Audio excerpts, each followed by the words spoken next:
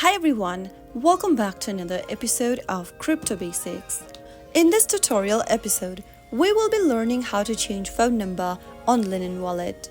To change your phone number on Linen Wallet, first of all open up the Linen Wallet application. Enter your Linen Wallet passcode to sign in first. After you are logged into your Linen Wallet account, click on the settings button at the bottom right hand corner. From the settings menu, tap on Recovery Kit at the top of the screen. From the Recovery Kit option, tap on the third option where you can see your email address and phone number. On the next page, click on Phone Number option. Now enter the new phone number you would like to change to. Also make sure to select your country from the drop-down. After entering your phone number, click on Continue.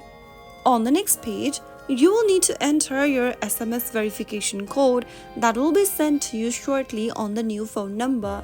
Enter the verification code once you receive it, and you will be able to change your phone number for Linen Wallet. So that is how super easy it is.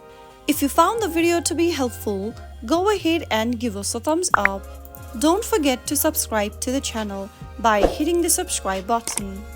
Press on the bell icon so that you'll never miss another upcoming upload from us.